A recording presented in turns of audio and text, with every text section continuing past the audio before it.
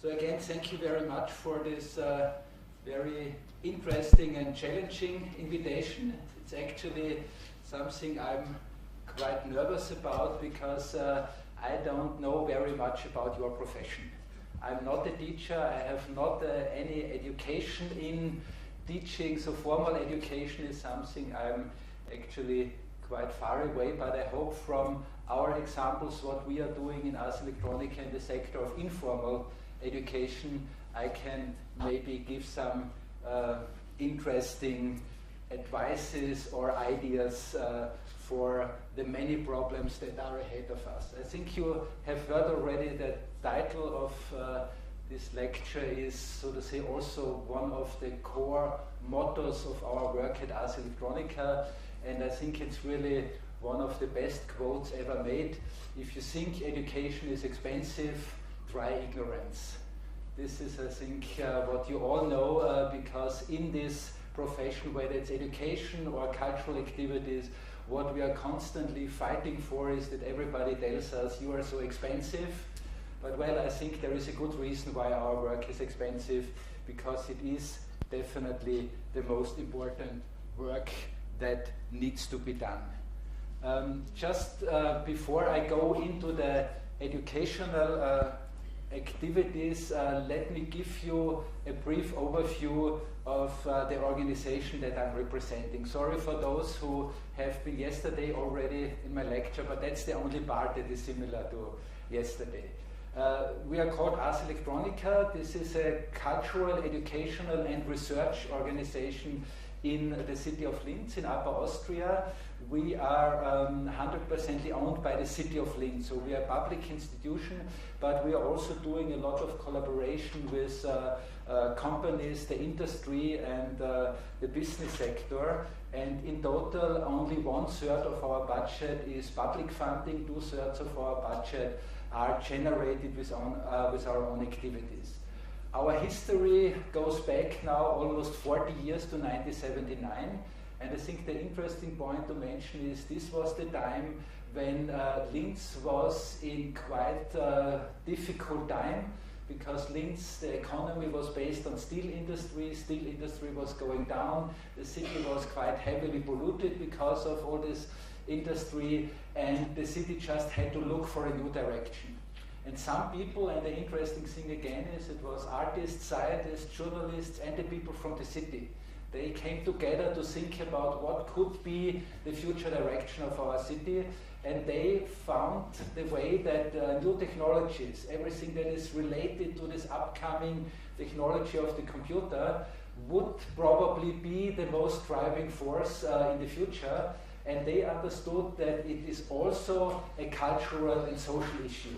Computer digitization, these new technologies, is not just for the industry, for the sciences, but for everybody. And so they created this festival, Ars Electronica, where up to now, even after 39 years now, every year in September we have these big festivals where people from all the sectors come together. Artists from all over the world, scientists, engineers, philosophers, business people, to spend a few days together to discuss, explore, and to develop ideas for the future of society in this digital age.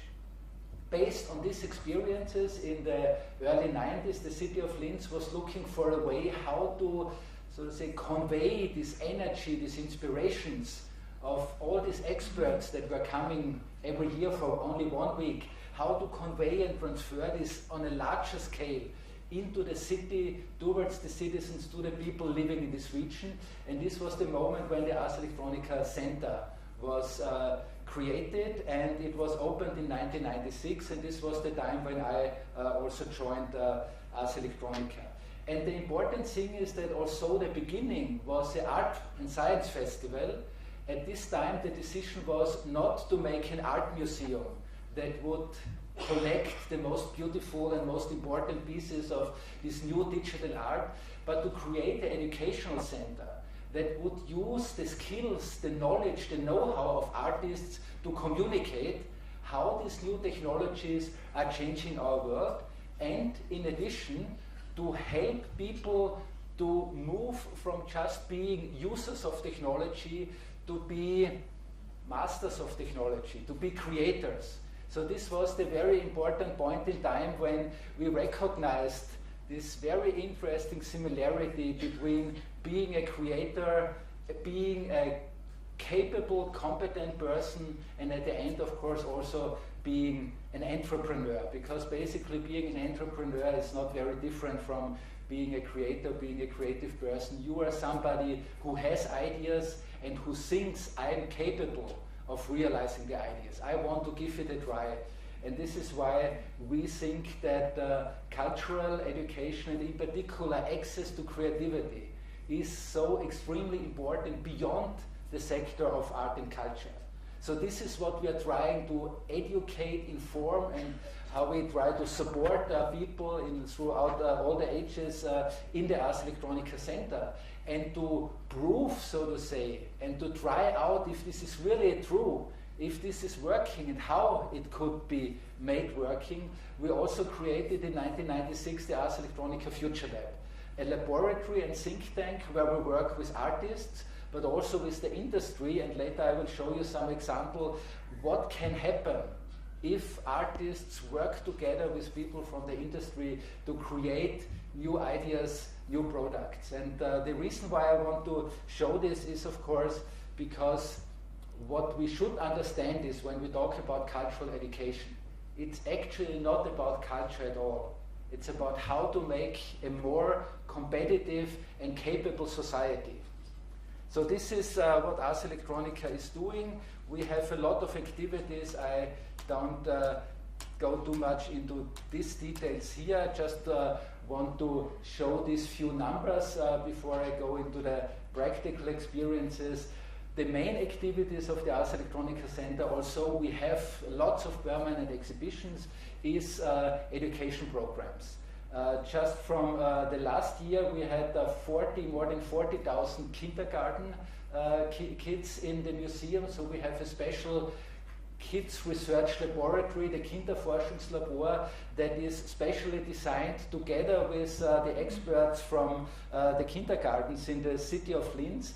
It is really dedicated and developed to deal with kids starting with 4 years. So it goes up 4 to 8 years, so we have overlap, of course, between primary school and kindergarten, and that's one of the really very successful programs. I think we started 3 or 4 years ago.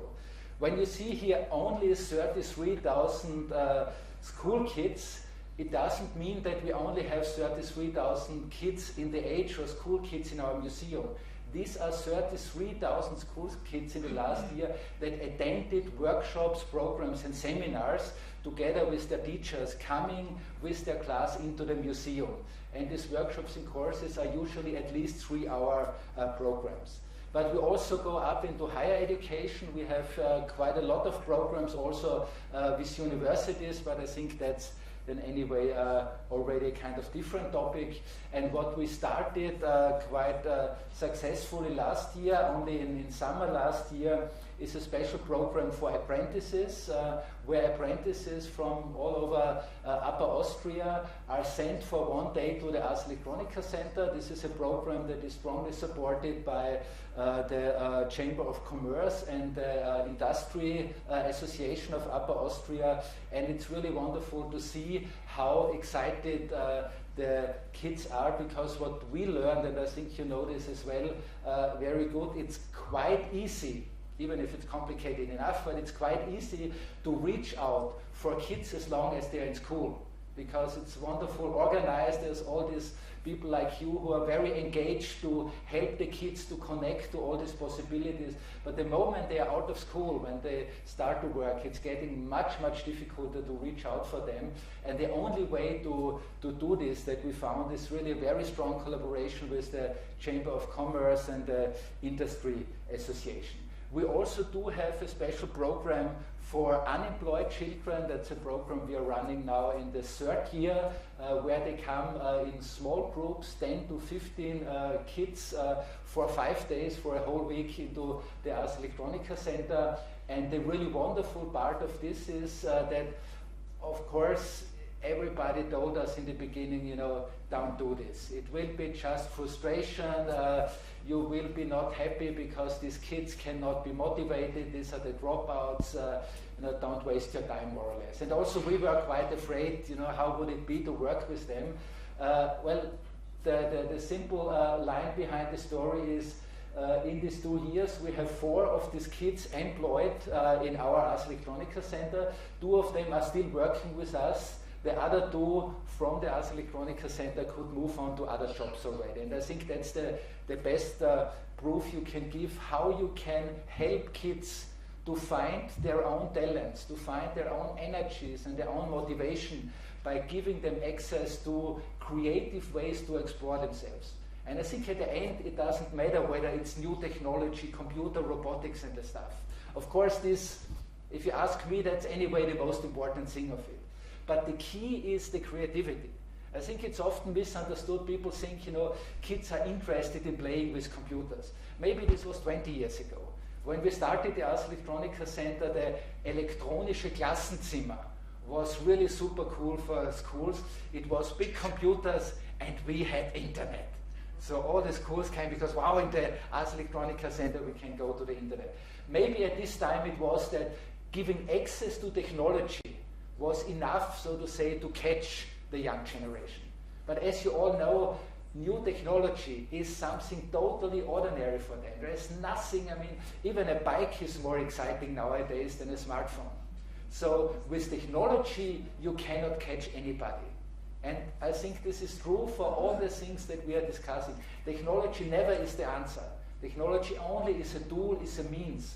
What is important is the way how we introduce the possibilities to explore yourself, to express yourself, to work, to act with technology. And this is basically what we call creativity. So I think at the end it doesn't even matter whether you work more in the field of opera, theater, ballet, literature, or new media technologies and things like this. The important point is the capability to learn, to explore yourself. We, of course, work with new technologies. These are just 3 images that show that, of course, we have a very privileged situation because of all the long history and because of our very successful collaboration with industrial research programs. We can afford really high-end technology that makes it really wonderful to educate people, and this is something I would like to talk to you now a little bit more. And maybe just, you know, before this, let's jump to for a few moments important nowadays. I mean, of course, I think you know it, but we cannot repeat it often enough. The whole important point in all this digital revolution is, of course, technology is driving the change, but we are the subjects of change, or we should be the subjects of change and not just the objects. And I think this image that you probably know because it was very prominent in recent weeks in the internet, I think this shows all the big dilemma that we are. I mean, you all, I'm sure, have heard about the big Facebook scandal now with Cambridge Analytica and 87 million people's data just stolen and monetized. But look at this totally dystopian vision. I hope you see it from the back also good enough. I mean, there is this, you know, the master of the universe, Mark Zuckerberg. I mean, he is the president of 2 billion people. I mean, sometimes in the news lately they said, you know, maybe he wants to run for president of the United States. I always say, you know, why would he be so stupid to become the president of what, 370 or 400 million people when he's already the president of 2 billion people who connect to his servers. Everything these 2 billion people do goes through his servers. We cannot say it often enough because even for me, every time I say it, I recognize how I need time to process what it actually could mean, will mean, even more so in the future, to have such a centralization of not only economic power, but of brain power, access to how we are thinking. We don't need a big brother society. We don't need any brain implants to become this kind of cyborgian sheep that are controlled by some, Terminator artificial intelligence. What we have already is enough to make more than enough damage if we are not aware of it. This is why our big motto is to say, well, everything that is wonderful about this new technology, and I really embrace it and like it. But what is even more important is our social intelligence. And being, of course, very negative, always talking about this, I think there's also some good part of it. We have 200 to 300,000 years of history as Homo sapiens. The same genetic constitution that we have, and our next generation still will have, is here on this planet since 200,000 years. And it took us literally 180,000 years to recognize that just hunting animals all day long to have some dinner is maybe not the only way to make a living. Maybe we could start to settle down, make some fences, bring out some seeds, and wow, it's growing, and we could harvest it. And then it took us another 19,800 years to recognize, well, maybe human labor, slavery, and all these kind of things is not absolutely necessary. We are clever enough to invent some machines. Machines could do some work for us. And well, then, the last 20 years we recognized, okay, the computers that we have, the digital technology, they could even help us, so to say, to become more capable, more intelligent in a certain way, because we can manage much more of information at the same time. And I think, when we again look at all these difficult situations that we have right now, like all this surveillance and loss of privacy, the way I always try to excuse our generation, because actually we are the generation who messed up. This is something we have to admit. Even if you might, one or another, might have been quite reluctant to jump into computer, but basically as a generation, we are the ones who saw the internet, the possibility to connect with my friends every moment in time, to reach out for all the databases in the world and have all the news and information. And we were so excited about it, because it is exciting. It is a very, very powerful opportunity and proposal. So we were really jumping into this, and like the little kids when they see the bowl of ice cream in front of them, we were just eating. And now we're sitting there. And I think this is the problems that we have right now. So what we have to do is, as adults and parents are doing with their kids, we warn them, we tell them, we help them to understand that eating too much of the ice cream might not be the best way. I think that's the way how simple it is. The problem though is everything is going super fast, and just look at these numbers. We have right now 4 billion people, more than half of the Earth's population is permanently connected to the internet. These are not including people who might go to some internet cafe once a week or once a day. This, as the ITU, the International Telecommunication Union, who produced the statistics, say, these are people who have their own dedicated internet access. 5.2 billion people are carrying around smartphones.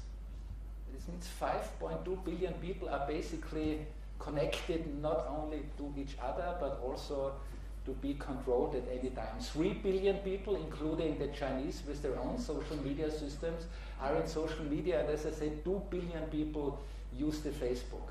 I mean, when we think right now that we have a problem with deception, fake news, manipulation of public opinion, I mean, just think how this will accelerate in the next 5, 10, 15 years, because we are slowly at the beginning. We are slowly at the beginning where those who want to do stupid, terrible, criminal stuff are recognizing how powerful it is to use all these connections between the people, how powerful it is to disseminate wrong information, questionable information. And when we think about this, I think we can understand that the most single problem we have is to become aware of this, to create this media literacy, media competency. And this is not if you are able to work with Word or Excel files or whatsoever.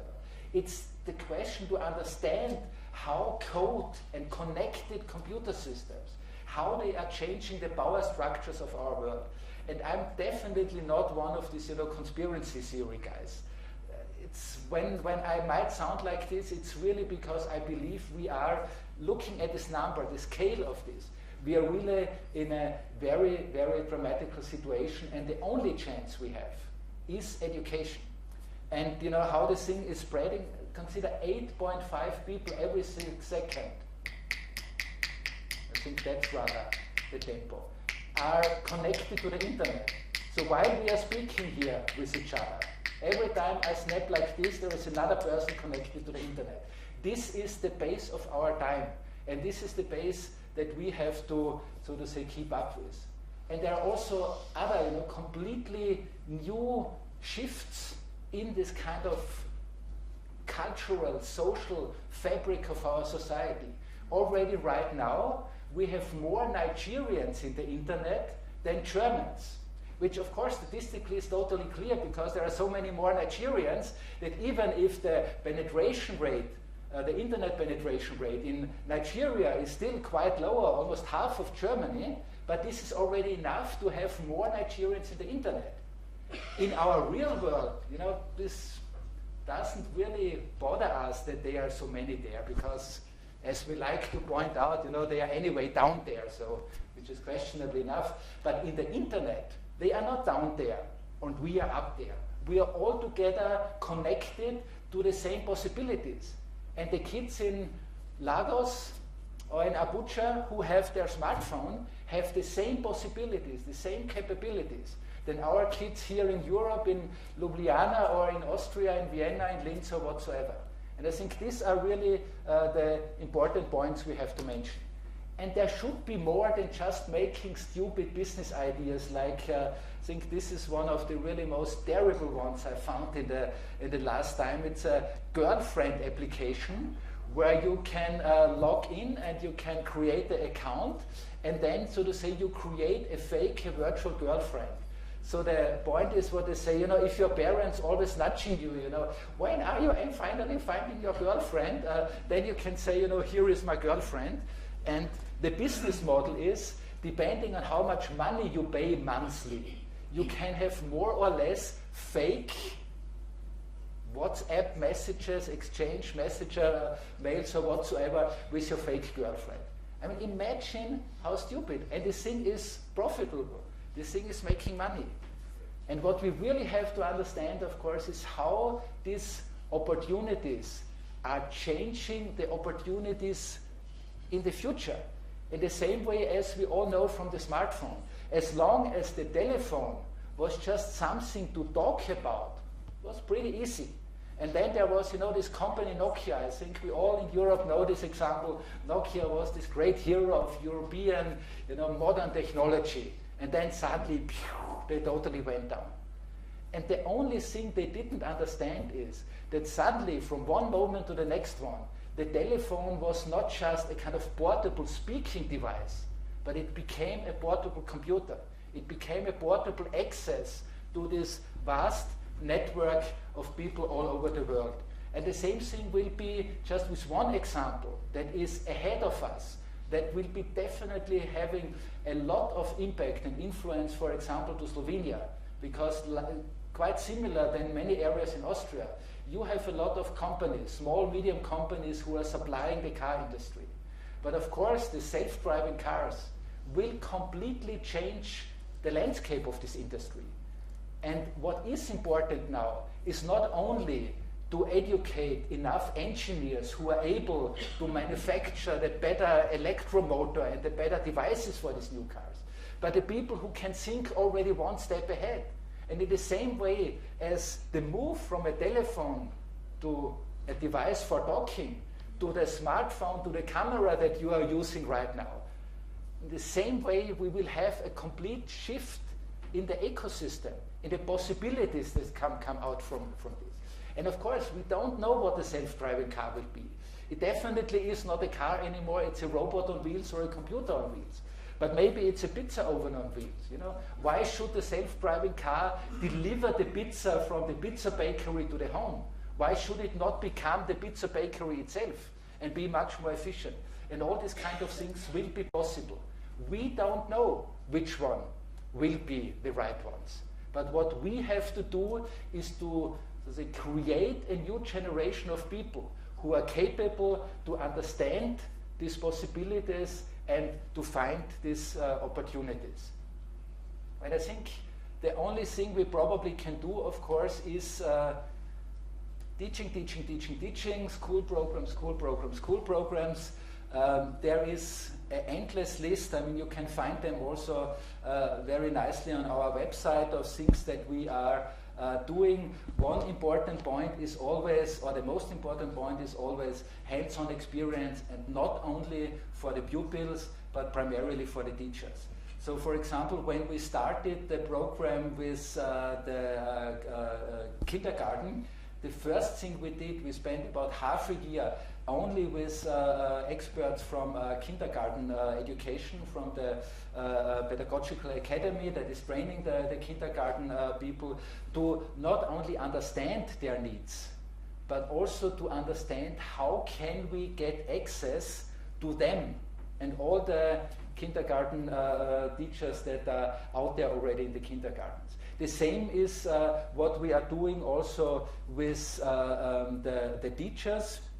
And this is now a little bit in a kind of chaotic order. Maybe I just go through it to show you a few examples. So this is a program where we talk about the whole question of, so to say, your individual and social responsibility in this age of virtual reality and social media.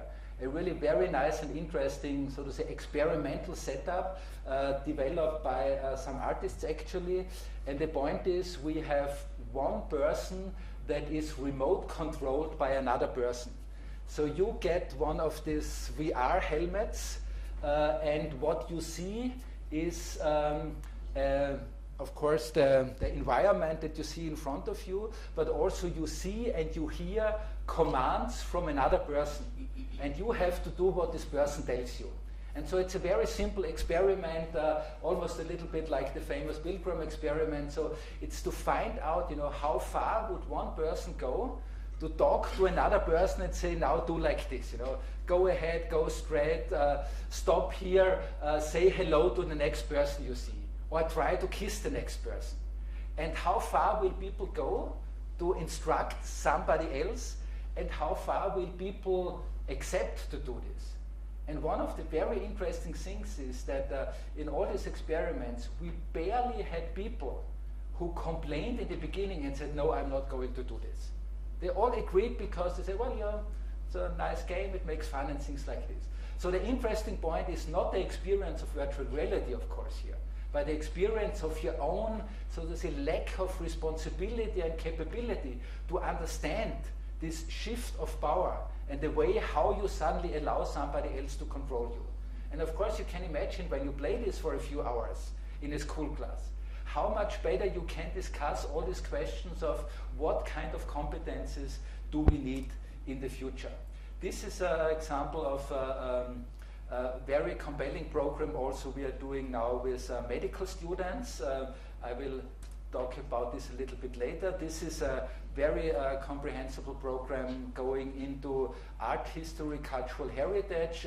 We have a fab lab, and of course, meanwhile, 3D printers are quite easily available, very cheap, but still also in Austria, very few schools, especially when it comes to like primary schools or secondary, the first part of secondary schools, have a 3D printer in school. It's of course different than 15 years and the second part of secondary school.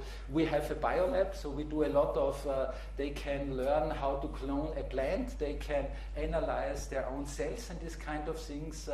There's again another type of anatomy, medicine about brain lab, brain science. We have a regular lecture series where professional scientists from universities and research institutes are giving lectures for kids 15 to 18 or 19 years. And this is one of the images from this program where we retrain teachers. So we are official partners of this Federal Academy for the Pedagogical Academy, the Federal Pedagogical Academy, sorry. And I think it's the same here. Teachers every year have to attend certain programs and then they get their qualification points. And we have several courses for the teachers to help them so they get along with these new technologies. There is one thing that we are doing 4 times a year. It's called the Electronica Ambassador Club.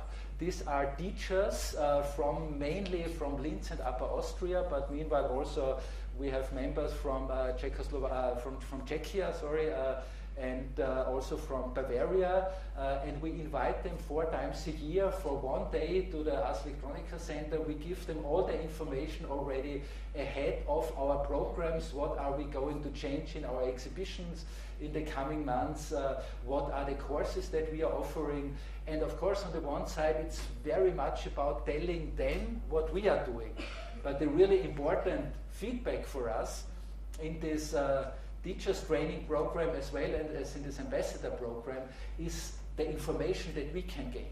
Because as you all know, the most difficult thing for teachers when they want to attend some of these services and offers that are made by cultural institutions or informal education programs is how to integrate it in the very, very tough time schedule of their curricula. And I think this is definitely the responsibility of us, the cultural institutions, to find out how can we tune the programs so that they fit to their needs. Of course, there are also some of these more classical creative courses like making films, editing, cutting films, doing YouTube videos and these kind of things. We have a special workshop about smart materials.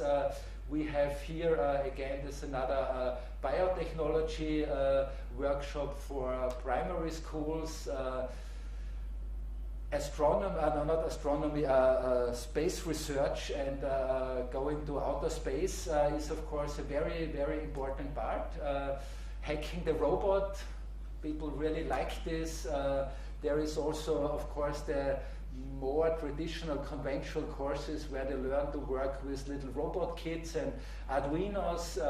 This is again a course about microscopy and how different types of ways how to create images with technologies are used in medicine. This is this Kinderforschungslabor, and this is an example of one of the most successful projects in our Kinderforschungslabor. This is the total not digital 3D printer. It's 100% manual. You see it's these tubes. So the course starts with mixing your own dough. Then you fill in your dough in this tube, and then you have one person pumping the dough through this hose to the nose here. Another person is doing the X, Y coordinates, and here you see this person who is on a cranking wheel doing the Z coordinate. And this is basically how every 3D printer works, whether it's fully professional and expensive, or even in the future where maybe with biological cell cultures we are going to do 3D printing. This is the very basic principle. And the interesting thing, it's not only super successful with the little kids because they make their own creations, and afterwards we take it, put it in the oven and bake it, and then they can even color it in the next workshop and take it with them at home. This is most successful with the adults and the grown-ups because they suddenly see, oh wow, this is how it works.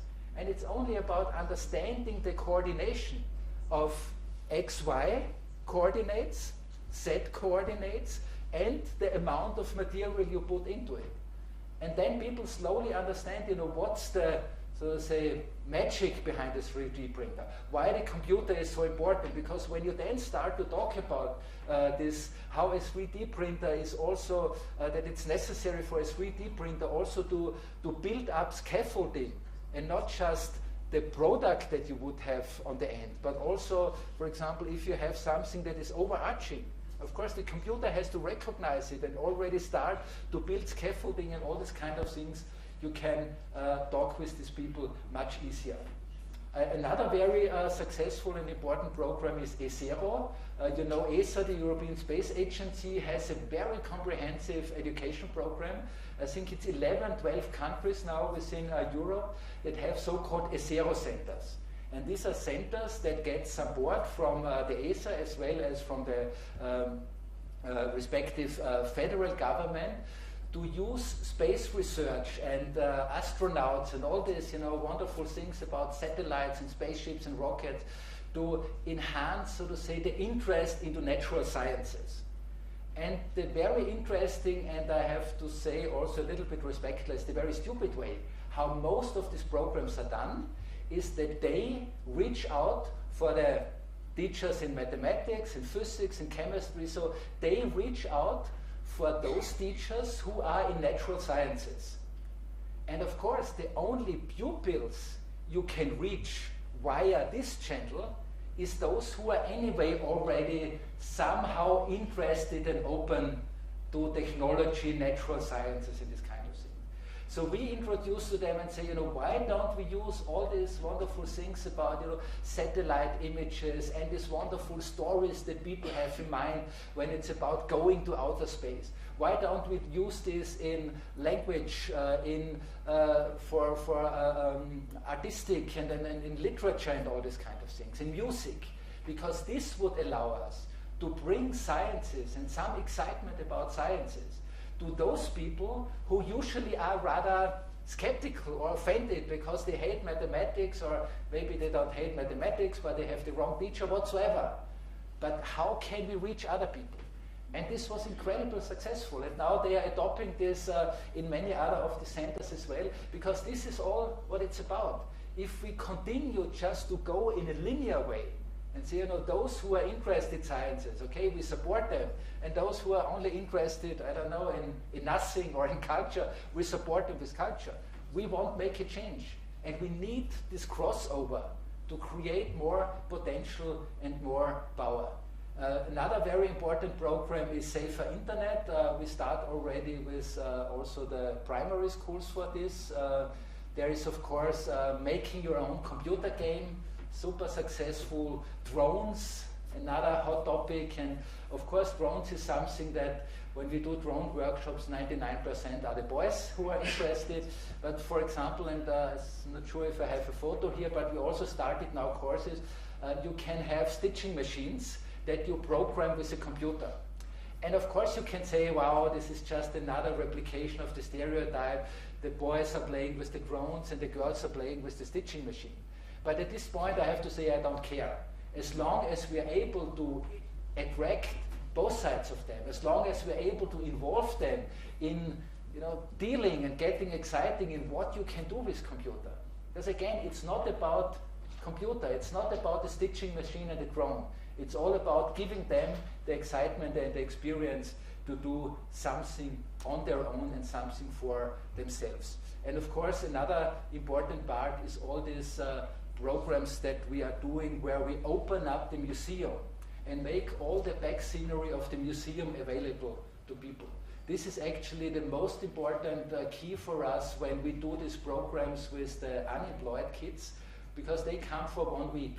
And the biggest step that we have to achieve always since the beginning is to give them the feeling that this museum, and you have seen our building in the beginning, it's a beautiful glass palace, so it really looks like one of these buildings of the government or the industry. And usually those kids don't even have the idea that we are here for them as well. They see places like us, cultural institutions, theaters, opera houses, museums, and even places like us as something that does not belong to them. And the most important point is to give them this feeling, hey, this is your house as well. So what we do is actually very simple. We spend 1 day where we make them, so to say, into part of our teams. We bring them together with our technicians. We show them what they are doing, how the daily operations of our exhibition center and our laboratories are working. And that's always the best way, as we found out, to really attract them and get them involved in our activities. Let me show you maybe some more examples. This is pictures from our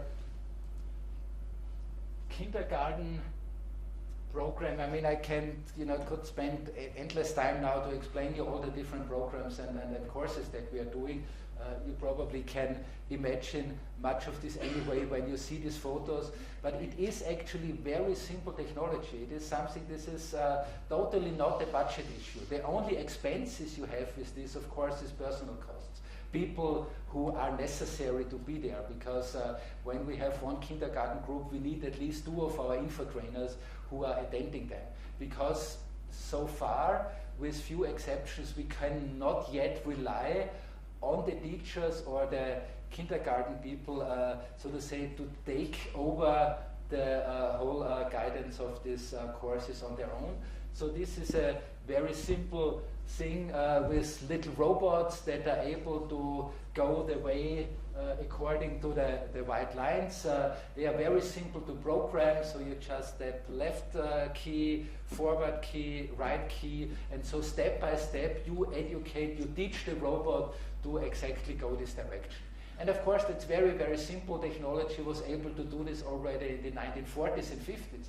But basically, this is the same thing. That's the basic principle for the autonomous cars and all these big technologies that are ahead of us. So I think it has not only this moment of encouragement, it also has a very big power and a very big potential also to give a basic understanding to kids. And I don't know how many of you now will cry out and say he's finally totally nuts now, but I'm totally convinced what we have to do is we have to start teach coding, understand how code and software works, not only in primary school. We should start with it in kindergarten already. Not to make them into techies, not to make them all into good engineers and programmers, but to help them to understand the most fundamental structure of our modern times. And in the same way as we are teaching kids history lessons, not because we want them to all end up as historians in some museums or digging out some things somewhere in the desert of Egypt, but we know a certain amount of history knowledge is necessary to be a capable and powerful member of society. Even more so, this is now happening with code. Think again, go through all the daily experiences you have. How many of the daily routines, operations in all the areas of our life are governed by software systems? If we don't understand, not at all, how this works, what is the difference between a manual operation, an algorithmic operation, and then what is coming much more now, machine learning, we just will be the ones in this image with Zuckerberg that I showed you before. We will not be the people who can stand upright and look and control their environment. We will be the sheep who have some technical implants on our heads, or maybe in the future even in our bodies. We will be the ones who are controlled. And this is it about. Very often teachers, parents, get totally, it's terrible to already have the small kids confronted with the computer. They should rather dig in the sand and in the ground and play with the dirt in the woods and in the forest. Yes, totally right. And they are afraid that if kids are exposed to technology in this very early age, that this might turn them, so to say, in victims of technology. But I can tell you, it's the only way to do it in the other direction, to avoid that we all become victims of this technology. And when you have kids, let them play. Give them some hints, give them some advice in between, and give them the ability, the excitement to explore itself and to explore their own possibilities. This is, I think, in a very simple way, and this is working in many, many different levels. We are also going outside. We have a special program that is called U19. It's an annual award competition for kids up to 19 years and for their creative ideas for our future. We have this big annual competition every year, more than 3,700 submissions from experts and scientists and artists from all over the world. And it's a 4-day session where we have jury members, 25 jury members coming together, evaluating all the submissions. And one category is the U19. And at the end of these 4-day sessions, we present each other the results of the jury. And the most exciting moment every year is when the U19 jury comes and presents the work of the kids under 19 years. They are usually much more inspiring than even the best and exciting works of the researchers from big universities all over the world. And just having this award, giving people, young people, and they get the serious prize money, they get the same trophy than the big scientists and artists from all over the world.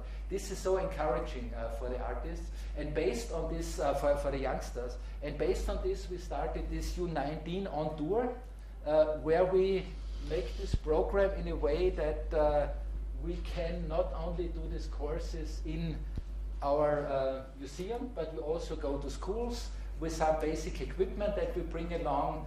It's all very cheap equipment, and I mean, tablet computers. I mean, of course, still it is an issue to have access to technology. We should not oversee this. The social, the question of income, household income, to be able to really afford a decent computer is still a very big problem, even in our societies in Europe. But then again, if we here in the center of Europe are not able to manage this, to give enough access to this new technology to our kids, who else should do it? And these are actually images not from Austria, they are from Malta.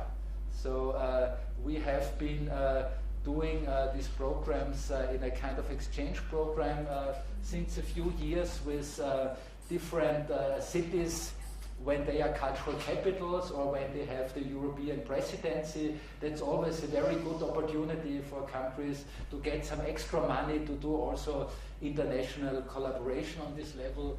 And this is just another short video about this type of activities.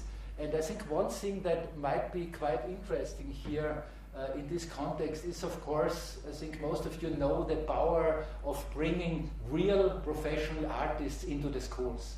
And I think another important point will be even more now, because there's a lot of this discussion, how to foster entrepreneurship, how to make our young people more, excited about taking their life in their own hands and becoming entrepreneurs.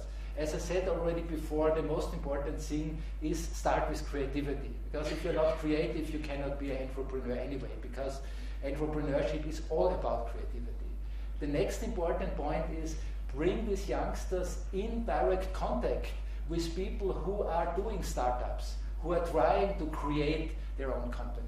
I know it from Austria. We have many programs in our schools where, when they are in the 13, 14 years, they have these programs where they go to companies, or the schools invite professionals from different companies to come into the school and talk to the kids about, this is the job that I'm doing, this is the area I'm working. And usually these are people from big corporations, or maybe even for some small and medium enterprises, but all the usual traditional type of companies where you are either the manager and director or the employee. And very, very rarely the kids in this age get in contact with this kind of self-employed startup people. So if you have people here, and I'm sure you have, and I'm sure you have programs also, where you support young people to become entrepreneurs, to start their own startup and their own company. Ask these people and say, well, we have this very good collaboration, we support you here and there. Couldn't you be so nice, to take one or another day to come with us into school classes and tell people about what it means to be a startup entrepreneur? Not only in terms of telling them, oh, this is this wonderful future, and we just have to be creative, and then all the new ideas will pop up and there will be new economy. Being a startup entrepreneur is a very, very tough job. It needs a lot of braveness, it needs a lot of stamina to really bite through this. But I think if young kids don't even know about this, because then very few of them have the chance to learn to know, to get to know these types of people, then of course how should they just start to think about whether this is a possibility. And if we only approach the youngsters when they're already in university, I think then a lot of the opportunities and possibilities are already, so to say, wasted and spoiled.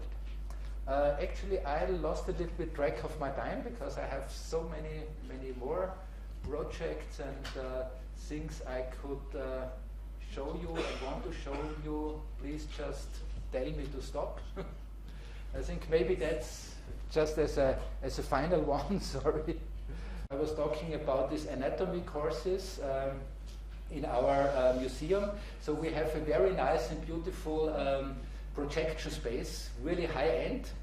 And we use this in a way to present not only artistic and cultural content, but also scientific content, astronomy. We can make wonderful journeys through the planets and throughout the end of the universum, but also through our human body. And you can imagine, you know, when you are not only seeing this stuff on the small screen like you do right now, but when you have the chance to see it in a way that you can really walk inside this body, because you are wearing this light 3D glasses, so you really see it almost in a holographic way, that this is completely changing the way how you understand the human body. And the really great stuff that we have been developing in the last years with, on the one side, the Siemens corporations and the local hospital, university hospital in Linz, is a really exciting new technology to look inside the human body with a quality that was never possible before. I mean, you see here also the scale of the people and the scale of the projection. This projection is 9 meters high, so you can really dive into any kind of material and information in a super exciting way. And the great thing here, this is not a standard model of the human body, computer model. These are real data from real patients, from living patients who, like this one, you see the injuries in the spine cord, quite heavy traffic accident. When she was brought to the hospital, they made this CT scan to analyze what's going on with her injuries. And based on the CT scans, we are now able to produce this kind of data, have it really in this very exciting big scale. I mean, you can really walk along the blood vessels and all these kind of things. And based on this, we are now doing open university, medical open university, where everybody can attend. I think 35 public lectures were given last year by one of the department heads of the Linz hospital, the university hospital. And we are also doing the anatomical training for students of the medical faculty and retraining courses for practitioners, for doctors who are already out there working. So they also, like teachers, need a kind of regular reteaching program. And the nice thing is with the anatomical lessons for the university students, they told us this is the only time where they had anatomy lessons where at the beginning of the lessons there were less people than at the end. So at the end there were more people. Usually it's other way around, that they drop out, but more and more they start to bring their friends and even their parents to join them in the anatomy lessons, because they said it's so super interesting and exciting. And I think, you know, this is what maybe could be my message, is this range from very simple things that you can do with a 20 euro robot or with a 35 euro microscope that you connect to your laptop, and you can get your kids totally excited about this. To, of course, this infrastructure for the anatomy lessons. I mean, this is like more than 1 million euros. But in all this range, there are plenty of opportunities. And again, my key message is not about the technology. You don't need this high-end projection system. You can do it with your laptop, and as I said, with I think 35 euro are these microscopes now that you can easily connect, and you have 50 times magnification, and everything looks suddenly totally excited. So please, you know, don't get afraid from all this technology. Rather embrace it and see it also, I think, as an opportunity for yourself when you work on these programs, to enhance your capabilities. I think there are a lot of programs also offered here by your ministry to help teachers to get along with this. Even if it's cumbersome, we have no choice. We are the ones who have now the responsibility that the next generation is capable of dealing with this new world. And this is not just, you know, a nice to have. This is not about being kind of, you know, philanthropic way to say, yes, we should all know a little bit about this and this. This is really a very basic economic issue. The competition, the economic competition, the global competition between Europe, United States, and Asia will very much depend on our status, our possibilities in this competition, will very much depend whether we are able to dig into the strongest resource we probably have, which is creativity, open-minded people who are able to think out of the box. This is what Europe, I think, really has as a major stronghold, and this is something that we, as educators, as cultural people, now have to deliver into the brains, the minds, and the experience of the next generation. So thank you very much for your attention, and I hope it was not too boring. If you like this kind of things, please come to Linz. We are very happy to give you really very deep insight and can share all the experience and the knowledge we have gained with this kind of programs. Thank you.